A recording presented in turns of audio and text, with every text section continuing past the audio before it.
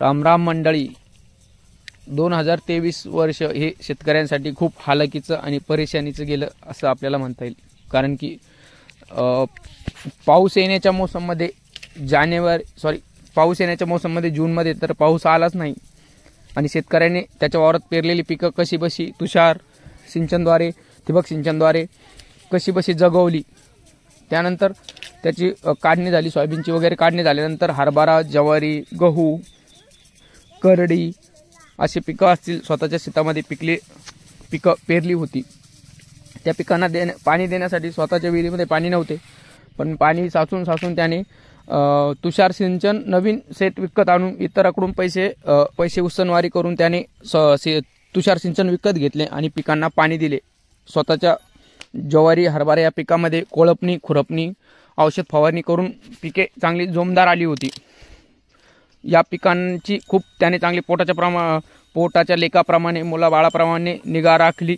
परंतु 30 नोव्हेंबर 2023 रोजी आलेल्या अवकाळी पावसामुळे शेतकऱ्याच्या शेतातील हरभरा, ज्वारी, गहू, तूर असेल अशा पिकांची खूप मोठ्या प्रमाणावर नुकसान झाली. आणि या अवकाळी पावसामुळे शेतकरी हा खूप नाराज झाला. त्याच्या शेतातील ज्या पिकांना त्याने स्वतःच्या मुलाबाळाप्रमाणे पोटाच्या मुलाबाळाप्रमाणे जीव लावला होता त्या पिकांची खूप नासधूस झाली.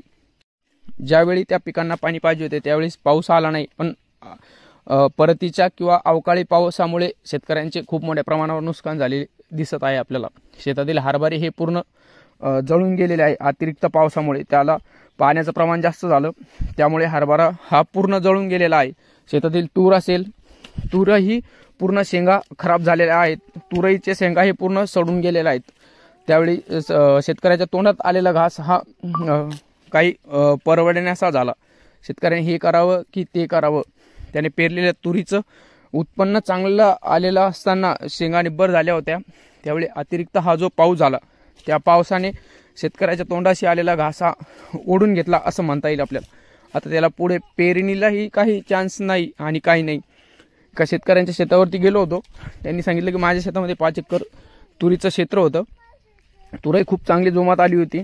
तुरीची पेरणी वगैरे सर्व चांगलं झालं होतं, लागवड वगैरे. पण अतिरिक्त या 30 नोव्हेंबर रोजी या अतिरिक्त पावसामुळे पूर्ण तुरीचं नुकसान झालं. शेंगा पूर्ण सडून गेल्या, तुरी पूर्ण झोपली, आडवी पडली.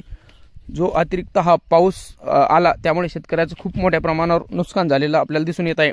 पण पुढे असंही झालं की उन्हाळ्यामध्ये मुक्या जनावरांना पिण्याच्या पाण्याची सुविधाही झाली आणि ज्वारी ज्या आता डबल पेरता येईल त्याही चांगले खूप जोमाने येतील. पण जे नुकसान वगैरे झाले आहे हे शेतकऱ्याचं नुकसान भरून येण्यासारखं नाही. त्यावेळेस शेतकरी हवालदिल झालेला आपल्याला दिसून येत आहे आणि त्याला परत मुख्य उत्पन्न किंवा आर्थिक याचं कारण जे आपल्याला आहे की शेतकऱ्याचं उत्पन्न वाढण्याचं कारण आणि मुख्य व्यवसाय हा शेतीच आहे. त्यावेळी शेतीवरती अवलंबून शेतकरी राहतोच आहे, पण त्याने आता शेतीसोबत जोडधंदा करायला आपण पाहिजे. आपण बघू शकता की अतिरिक्त पावसामुळे कसे शेतकऱ्याच्या शेतातील हरभरा आणि तुरीचे नुकसान झालेले आहेत. हे पुढील छायाचित्रामध्ये आपल्याला दिसून येतच आहे.